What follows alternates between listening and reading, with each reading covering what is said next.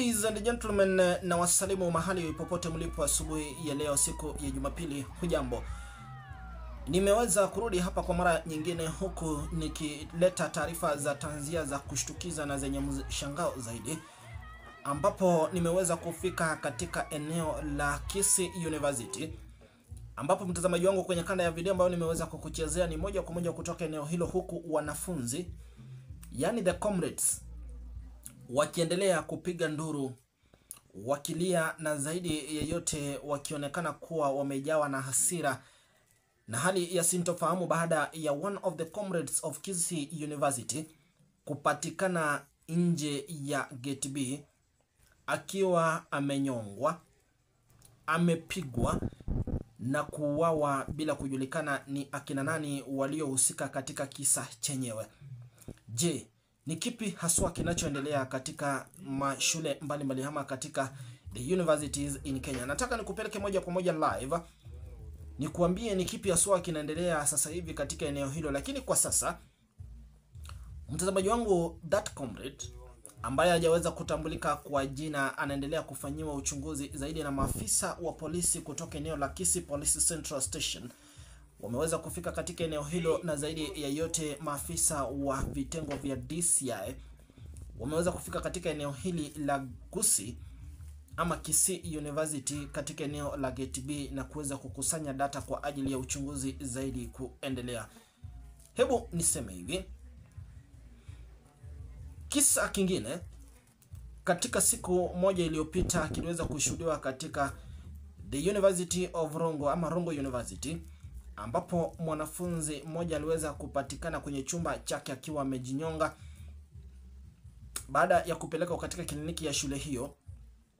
Iliweza kubainika ya kwamba aliweza kunywa sumu baada ya kukosana na mpenzi wake wa shule hiyo ya Rongo University. Kumbuka, mwanafunzi huyo alikuwa ni mwanafunzi wa mwaka wa kwanza, na zaidi ya yote aliweza kuandika barua aliyoiacha kwenye meza ama aliyoandika kwenye kitabu na kuichapisha, huku akionekana kumlaumu one of the comrades, akisema ya kwamba yeye ndiye amesababisha kifo chake. Je, ni kipi kinaendelea? Nataka nikupeleke moja kwa moja nikuonyesha video na jinsi hali ilivyo katika eneo la Kisii University. Lakini nakuomba uchukue sekunde zako mbili, iwapo ni mara yako ya kwanza kujiunga na kituo hichi, ukalike, ukacomment, na kikubwa zaidi ukaweza kusubscribe kwenye alama nyekundu iliyo hapo chini na kuweka subscription notification, ndipo sasa tunapokuletea taarifa kama hizi unazipata moja kwa moja. Na cha pili, na kuomba ukaweza kunifahamisha unanitazama kutoka upande upi wa taifa hili la Kenya la 254. Na cha tatu, iwapo unanitazama kutoka taifa la East Africa, Tanzania, Uganda na diaspora, nataka unifahamishe, uniambie unanitazama kutoka upande upi. Na kikubwa zaidi, mtazamaji wangu, nakuomba ukaweze kusubscribe. Asante na shukran zaidi. Ni kubaya mtazamaji wangu, sasa hivi katika taifa la Kenya la 254, huku visa vya mauaji na visa vya wanafunzi kuweza kufariki vikiendelea kuongezeka, huku asubuhi ya leo nimeweza kupigiwa simu mtazamaji wangu na kuambiwa ya kwamba kuna jambo ambalo linaendelea katika University of Kisii, ambapo kijana mmoja ambaye ni mwanafunzi ameweza kupatikana katika eneo la Gate B akiwa amefariki, huku akiwa ameumizwa, kupigwa, na hata kuonekana ya kwamba kulikuwa na collision and commotion kabla ya kifo chake. Hebu niseme hivi, visa kama hivi mtazamaji wangu vimeweza kushuhudiwa na kutokea katika mataifa mbali ama katika universities hapa nchini Kenya, huku wengi wakinyongana, huku wengine wakipigwa na kufariki, huku wengine the love issues ikisababisha vifo na mambo mengine. Swali tunalojiuliza ni je, ni mashetani yapi ama ni ngolosumu yupi ambaye ameweza kuingilia wanafunzi katika vyuo vikuu? Ni siku moja tu baada ya mwanafunzi wa mwaka wa kwanza katika chuo kikuu cha Rongo kupatikana akiwa amekunywa sumu na kujinyonga simply because of love. Na asubuhi ya leo tumeweza kushuhudia taarifa za kushtukiza zaidi ya kwamba mwanafunzi kutoka chuo kikuu cha Kisii University ameweza kupatikana katika lango la Gate B akiwa amefariki. Kutokana na ripoti ambazo tumeweza kuzipata moja kwa moja kutoka vitengo vya DCI na wanafunzi ambao wapo katika eneo hilo, afisa wa DCI na komanda katika kaunti ya Kisii Central Police Station wameweza kuthibitisha kisa hichi na kusema ya kwamba investigations are ongoing, licha ya kutojua ni kipi haswa kimeweza kutendeka. And the administration of the school is yet to confirm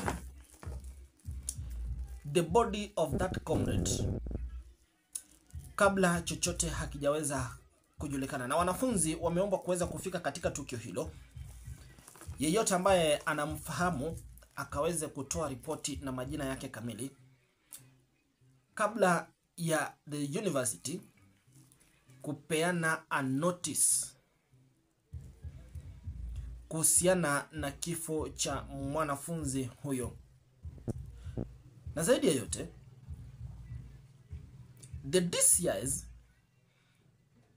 wameweza kuchukua simu yake, ama wameweza kusema ya kwamba simu yake haijaweza kupatikana na hawajui mahala ambapo ilipo, jambo ambalo uchunguzi unaendelea kufanyika na kujua anaishi wapi, simu yake ipo wapi, ndiposa uchunguzi ukaweza kuanza rasmi. And on the other side,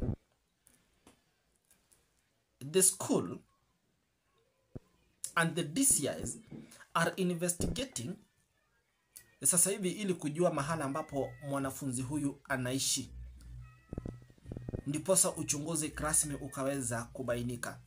Kumbuka, chuo kikuu cha Kisii University kinapatikana katikati mwa jiji la Kisii University,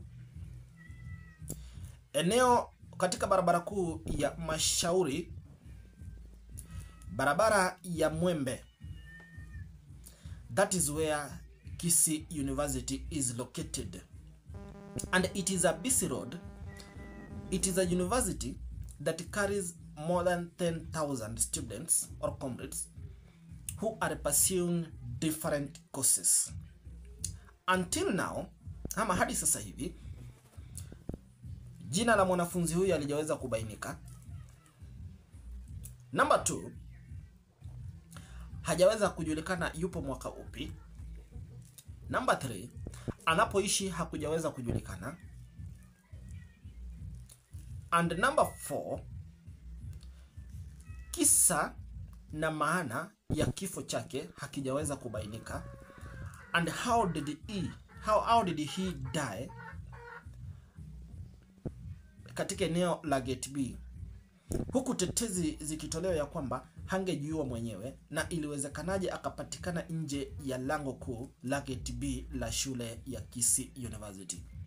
Ni taarifa ambazo tunaendelea kuzifuatilia kwa karibu sana, mtazamaji wangu. I will be back and update you what is happening currently in Kisii University. But meanwhile, thank you for watching our videos and continue to subscribe, because shortly I will be back with more detailed information regarding to what is happening in Kisii University. Otherwise, let's meet in our next episode.